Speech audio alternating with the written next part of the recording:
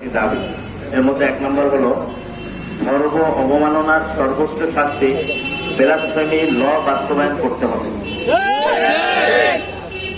Saudi আরব, Pakistan, Iran সহ বিভিন্ন মুসলিম কান্ট্রিতে ব্লাসফেমি ল কার্যকর আছে, আমাদের বাংলাদেশেও করতে হবে। 2 নম্বর, আলেকুদ্দিন সহ যারা গুম, খুন, ধর্ষণের সঙ্গে জড়িত তাদের বিচার নিশ্চিত করতে হবে। 3 নম্বর, বিচার বিভাগকে সম্পূর্ণ ইসলামী শরিয়ার আইনে ঢেলে সাজাতে হবে।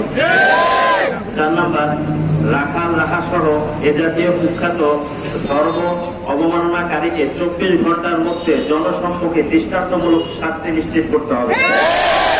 5 নম্বর, ইসলামী শরিয়ার পূর্ণাঙ্গ বাস্তবায়ন করতে হবে। আমার এখন মনে পড়ছে, বদরের যুদ্ধে অংশগ্রহণকারী সাহাবা ইকরামের মধ্যে একজন সাহাবী ছিলেন মিকদাদ ইবনে আসওয়াদ রাদিয়াল্লাহু তাআলা আনহু।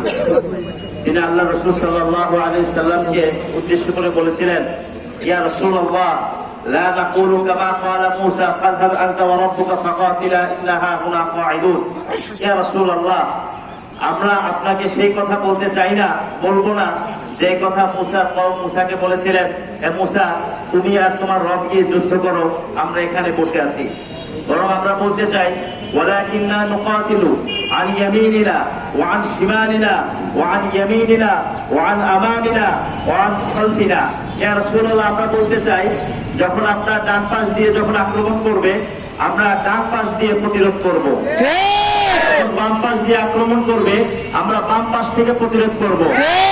যখন আপনার সামনে থেকে আক্রমণ করবে, আমরা সামনে থেকে তাদের আক্রমণ প্রতিরোধ করব। যখন তারা পেছন থেকে আক্রমণ করবে, আমরা আপনাকে পেছন থেকে হেফাজত করব। আমরা বলতে চাই, ফিদাকা আবি ওয়া উম্মি ইয়া রাসূলুল্লাহ, বলেন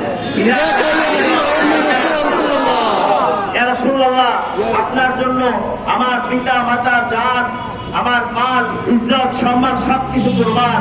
ফিদাকা আবি ওয়া উম্মি ইয়া রাসূলুল্লাহ, ফিদাকা আবি ওয়া উম্মি ইয়া রাসূলুল্লাহ। আমরা এখান থেকে একটা শপথ করে যেতে চাই, ইনশাআল্লাহ আল্লাহ রাসূলের ইজ্জত রক্ষার জন্য যখনই আমাদের ডাক আসবে, উলামা ইকরামের পক্ষ থেকে আমরা চলে আসবো ইনশাআল্লাহ। প্রেক্ষাপটটা কি ছিল?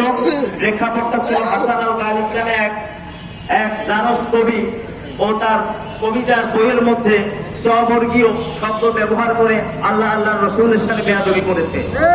এবং আমাদের এনসিটিভির যেই জাতীয় পাঠ্যপুস্তক সংস্কারের যে মূল রাখাল রাহা, ওর নাম হলো সাজ্জাদুর রহমান, ওর নিজের নাম পরিবর্তন করে রাখাল রাহা রেখেছে। এই ভণ্ড সেই স্ববর্গীয় কবিতা ফেসবুকে পোস্ট করে রেখেছে যে এই কবিতা কেউ যদি রাখে কেন রাখতে পারবে, আর কেউ যদি না রাখতে পারে কেন রাখতে পারবে না, এই কথার দ্বারা সে অনুসমর্থন জানিয়েছে। আমরা এই গালিব এবং রাখাল রাহার সর্বোচ্চ শাস্তি কামনা করছি।